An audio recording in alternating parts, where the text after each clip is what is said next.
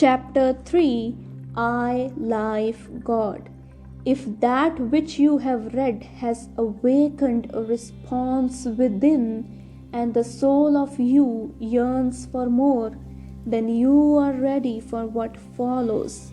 If you still question or rebel at the seeming assumption of divine authority for what is herein written, your intellect telling you it is but another attempt to beguile your mind with cunning suggestion and subtle sophistry, then you will receive no benefit from these words, for their meaning is as yet hidden from your mortal consciousness, and my word must come to you through other avenues of expression. It is well if your personality with its intellect impels you thus to question and rebel against authority you do not yet know to be mine. It is really I who cause your personality thus to rebel, for your personality with its proud sense of individuality is still needed by me to develop a mind and body strong enough that they can perfectly express me. Until you have become prepared to know me, it is but natural for your personality thus to question and rebel. Once you recognize my authority, that moment the undermining of the authority of the personality has begun. The days of its dominion are numbered, and you will more and more turn to me for help and guidance. Therefore, be not dismayed. Read on, and mayhap the recognition will come. But know that you can read or not, as you choose. But if you do, it is really I who choose, and not you. For you who seemingly choose not to read further, I have plans, and in due season you shall learn that whatever you do or like or desire, it is I leading you through all the fallacies and illusions of the personality, that you may finally awaken to their unreality and then turn to me as the one and only reality. Then these words will find a response within. Be still and know I am God. Yes, I am that innermost part of you that sits within and calmly waits and watches, knowing neither time nor space, for I am the eternal and fill all space. Yes, I am that innermost part of you that sits within and calmly waits and watches, knowing neither time nor space, for I am the eternal and fill all space.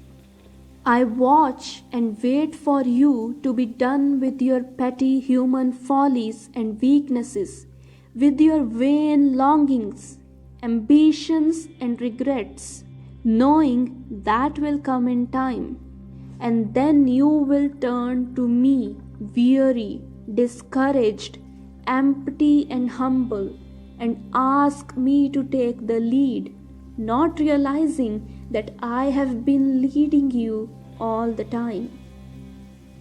Yes, I sit here within, quietly waiting for this, yet while waiting, it was really I who directed all your ways, who inspired all your thoughts and acts, impersonally utilizing and manipulating each so as eventually to bring you and my other human expressions to a final conscious recognition of me.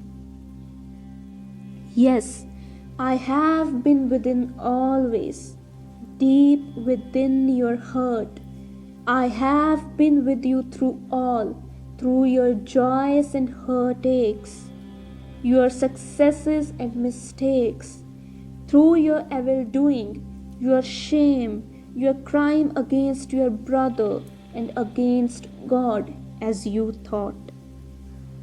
Hey, whether you went straight ahead or straight aside or stepped backward, it was I who brought you through. It was I who urged you on by the glimpse of me in the dim distance. It was I who lured you by a vision of me in some bewitching face or beautiful body or intoxicating pleasure or overpowering ambition. It was I who appeared before you within the garb of sin or weakness or greed or sophistry and drove you back into the arms of conscience, leaving you to struggle in its shadowy grasp until you awakened to its impotence, rose up in disgust, and in the inspiration of a new vision tore off my mask. Yes, it is I who cause you to do all things, and if you can see it, it is I who do all things that you do, and all things that your brother does, for that in you and in him which is I, myself. For I am life, I am the innermost, the spirit, the animating cause of your being, of all life, of all living things, both visible and invisible. There is nothing dead, for I, the impersonal one, am all that there is. I am infinite and wholly confined. The universe is my body. All the intelligence there is emanates from my mind. All the love there is flows from my heart. All the power there is but my will in action.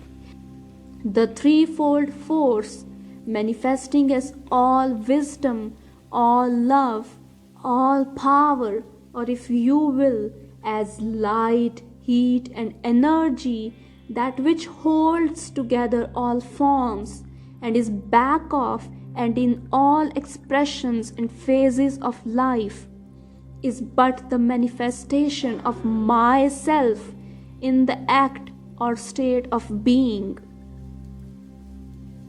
Nothing can be without manifesting and expressing some phase of me, who am not only the builder of all forms, but the dweller in each.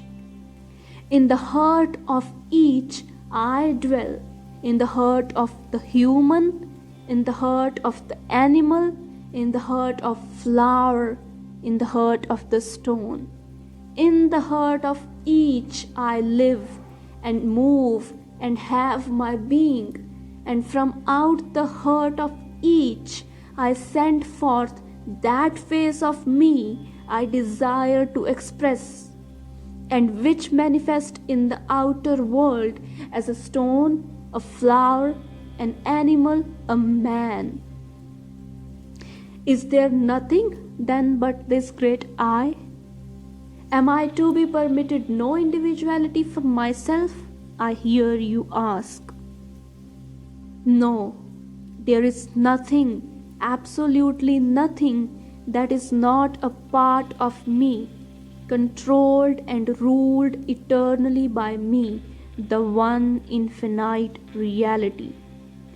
As for your so-called individuality, that is nothing but your personality still seeking to maintain a separate existence. Soon you shall know there is no individuality apart from my individuality, and all personality shall fade away into my divine impersonality.